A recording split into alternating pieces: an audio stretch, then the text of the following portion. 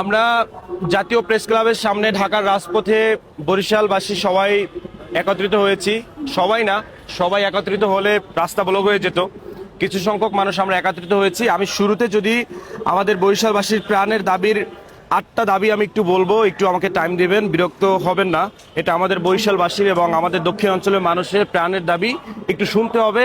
আপনাদের মূল্যবান সময় থেকে আমাদেরকে একটু টাইম দিতে হবে, কারণ আমরা বরিশালের মানুষও তো এই বাংলাদেশের অংশ।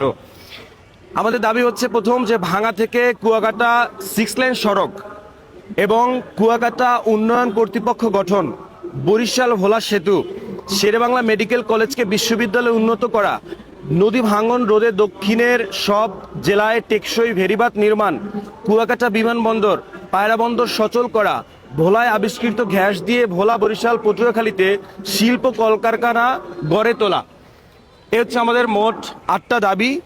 এখন এখান থেকে 8টা দাবি থেকে এই সরকারে যারা রয়েছে তারা কোন দাবিটি ফেলে দিবে?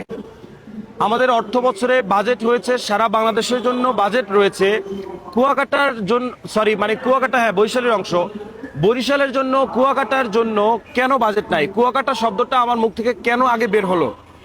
কুয়াকাটা সমুদ্র সৈকত নিঃসন্দেহে কোনো যদি কিন্তু ছাড়া। কক্সবাজারে বিমানবন্দর রয়েছে, মানুষ কক্সবাজার চলে যায়। কুয়াকাটাও তো এই বাংলাদেশের সম্পত্তি।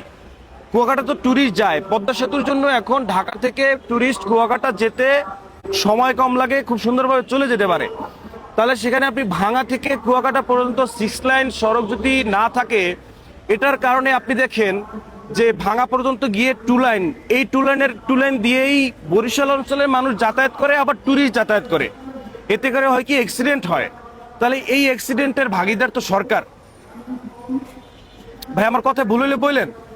এবং আপনি কুয়াকাটা পর্যন্ত 6 লাইন করবেন না, টুরিস্টদের জন্য করবেন না, আপনি অবহেলা করলেন, ওকে ফাইন।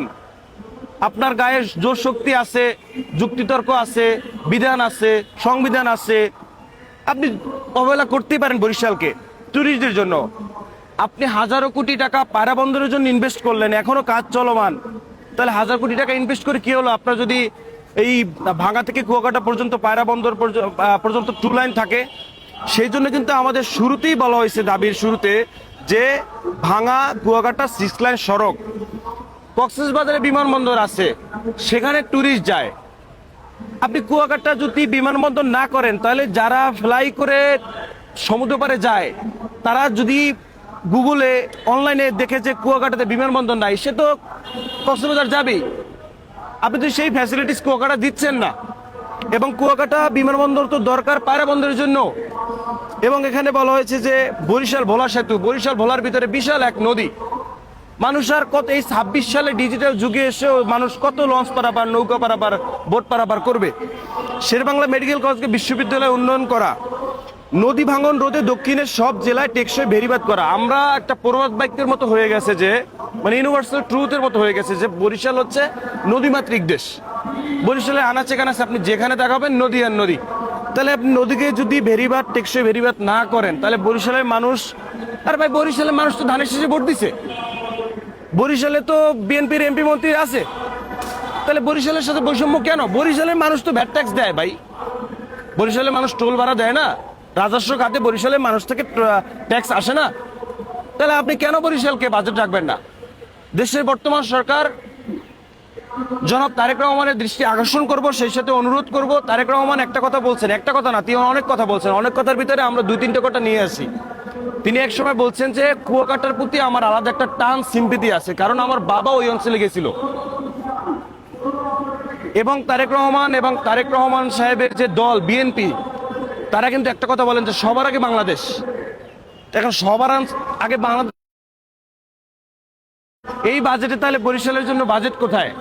আমি জনাব তারেক রহমান সাহেবকে বিনীতভাবে অনুরোধ করব যে ভাই প্রধানমন্ত্রী সাহেব, আপনি অর্থমন্ত্রীকে প্রশ্ন করুন, অর্থ মন্ত্রণালয়কে প্রশ্ন করুন, পরিকল্পনা মন্ত্রণালয়কে প্রশ্ন করুন, আপনি সড়ক মন্ত্রণালয়কে প্রশ্ন করুন, আপনি বাজেট যে করছে বাজেট মন্ত্রীকে প্রশ্ন করুন, বাজেটের সেক্টরে যারা তাদেরকে প্রশ্ন করুন যে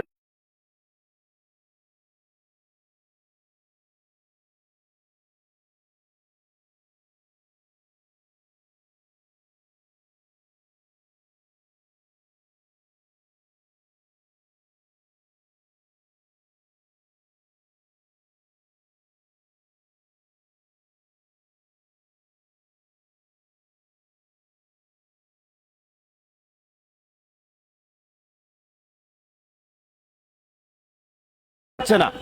এই জন্য আমার দেশের বর্তমান সরকারের প্রতি অনুরোধ রিকোয়েস্ট থাকবে, আপনারা যারা এই বাজেট করছে তাদেরকে একটু প্রশ্ন করুন।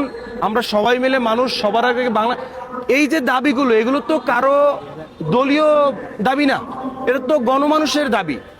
মানুষ অ্যাক্সিডেন্ট হচ্ছে, ট্যুরিস্ট যাচ্ছে, কিছুদিন পর পায়রা পোর্ট চালু হবে এবং এখানে দাবিতে আছে যে পায়রা পোর্ট সচল করা। 1000 কোটি টাকা কি ওভাবে পানিতে, নদীতে, মাঠে ঘাটে খাবে? এটা যদি আপনি সচল না করেন, উন্নয়ন না করেন, তাহলে এটা হতে পারে না। এই জন্য আমরা বরিশালের অনেকাংশ মানুষ, নানান দলমত নির্বিশেষে নানান সেক্টরের মানুষ জাতীয় প্রেস ক্লাবের সামনে আজকে আমরা উপস্থিত হয়েছি। এটা আমাদের প্রাণের দাবি, এটা কোনো দলীয় দাবি না, কোনো ব্যক্তিগত দাবি না। দক্ষিণ অঞ্চল, বরিশাল অঞ্চল উন্নয়ন করার জন্য এই দাবি। অনেক কথা বলেছি, লাস্টে একটু কথা বলবো। আমাদের দেশের বর্তমান প্রধানমন্ত্রী জনাব তারেক রহমান সাহেব, তিনি দীর্ঘদিন আপনারা জানেন দেশের বাইরে ছিলেন। আজকে যে আমরা বলছি যে কুয়াকাটা, ভাঙ্গা থেকে কুয়াকাটা পর্যন্ত 6 লাইনের দাবি, বিমানবন্দরের দাবি, পায়রা বন্দর সচলের দাবি, মেডিকেল কলেজ বিশ্ববিদ্যালয়ের দাবি, এই যে দাবিগুলোর জন্য তারেক রহমান সাহেব ভালো জেনে থাকবেন আমাদের চেয়ে যে উন্নত দেশগুলোতে দাবির জন্য রাস্তায় নামতে হয় না। 6 লাইন এই রাস্তা বাড়ানোর জন্য, এটা তো জনগণের জন্য। এটার জন্য আমার মনে হয় না উন্নত কান্ট্রিগুলোতে এবার প্রেস ক্লাবের সামনে গিয়ে দাবি করতেছে যে ভাই আমার এই রোডটা বড় করে যাও। তাহলে আমরা আমাদের এই ব্যস্ত দুপুরে, ব্যস্ত জীবনে ঘাম জড়াইয়া সময় ইনভেস্ট করে আমরা কেন এই দাবি করতে হবে আমাদের প্রেস ক্লাবের সামনে? জনগণ তো ভোট সরকারকে দিচ্ছে, এমপি মন্ত্রী বানাইছে, সচিব, এপিএস, আমলাদেরকে, তাদেরকে বসানোই তো হয়েছে দেশের উন্নয়নের জন্য, দেশের সমস্যা, দুর্ভিক্ষ, দুর্দিন, সংস্কার কোথায় দরকার এটার জন্য।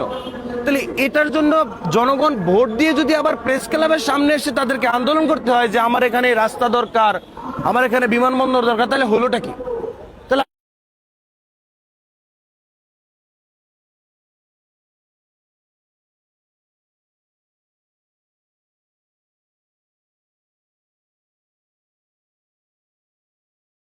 জনগণ আন্দোলন করার আগে ওখানে সরকার গিয়ে প্রয়োজন মিটে আসে, তাহলে আমাদের বেলায় এরকম কেন হচ্ছে না? তো সর্বোপরি বলবো, অনেক কথা বলে ফেলেছি। আমাদের দাবি ন্যায্য দাবি। আমরা দক্ষিণ অঞ্চলের মানুষ এই 8 দাবি বাস্তবায়ন করবো ইনশাল্লাহ। এবং সরকারকে বলবো আপনি দৃষ্টি রাখুন, কোনো দাবি অযৌক্তিক দাবি না। আমরা আমাদের এই 8 দফা দাবি বাস্তবায়িত করবো ইনশাল্লাহ। ভাই আমার একটা